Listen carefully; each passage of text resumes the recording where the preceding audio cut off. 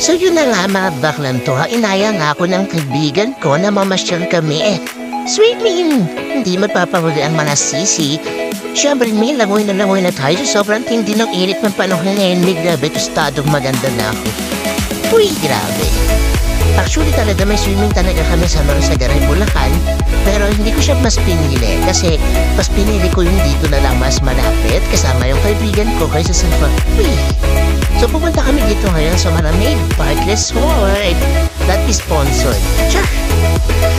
Ayun na inaya ko dito, sabi niya, papautahin na lang daw niya ako. Next time ko na lang babayaran. So dahil may extra naman akong pera, yung kalahati is binayad ko, yung kalahati is utang. Ganon. Actually talaga, matagal ko nang gustong lumangoy-langoy marami at i-flex ang outfit ko for today's video. Diyos ko naman, ang dami ko ng outfit na hindi matuloy-tuloy dahil puro drawing na lang kami mga mag-tropa. Eh ngayon, ang mga kasamahan ko is katrabaho ng kaibigan ko. Hindi kasi ako nag-workmate, so yun nga, kahit hindi ko kakilala yung mga katrabaho, sumama pa rin ako. Ganon kakapal yung pagbumukha ng sisi nyo. Bugs. So yun, ganda-gandahan lang ako dyan habang hinihintay yung pagbabayad. Napakagandahan dito marami sa halagang 200 pesos lang, makakapag-swimming ka na ko. Actually talaga ayaw ko mag-swimming kasi ang gagawin ko lang naman talaga is maghaharap ako ng phone. Siyempre ano bang gagawin ng pagbat mo? Siyempre yung goal natin is maghaharap tayo ng phone. So ano nga actually, binabalik-balikan ko itong Maramig Park Resort kasi mayroon akong memories dito. Dito kasi nakita yung pag-ibig. So yun alam mo pala dito talaga ako mga guys. Kaya tignan mo yung mga trabaho na nag-close ko ka dahil maganda nakapalimba ko ito. Kaya siyempre nagluto na kumain na ako. Nagmuni-muni ako dyan. Hindi naman ang mga sisi. Para siyempre, ayoko mabasa yung buko.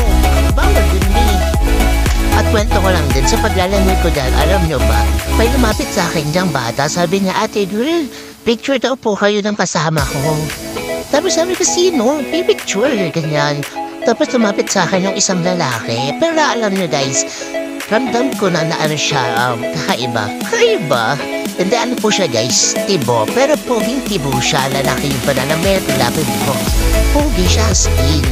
Pero ramdam ko na ang LGBTQIA+. No, alam ko na tomboy siya. So, nahiyaan ko makipicture gano'n. Siyempre, diba? Dapat that ni edits ka. Charis! So, yun dahil mahiyain yan sisi na mukha lang kung makapalang mukha ko, hindi ko po pinayagan mo pag-picture sa akin. Yung hiyaan mo kasi, kakatapos lang namin dyan, mag-swimming sa big pool. Dahil yung inaabangan ng lahat. Umalis-alisa na sila. Dahil siyempre may pabili si Mayor, kaya yun na sila. Halina kayo, kumain na kayo guys. So ayun, super saya talaga at grabe, enjoy na enjoy and sulit na sulit talaga yung paglalangoy ko dyan. Dahil yun na nakikilala ako ng friends. So yun, hanggang alas-tres na basi talaga ako dahil meron pa akong pupuntahan to support my plan sa pag-business niya. Kaya ayun, go. Paris na rin ako. Outfit for today's. Ayan, thank you. Ay, sino pa? Thank you, Jaden, sa pag-invite sa akin. Ayan, di ko nababayaran utang po, ha? Char!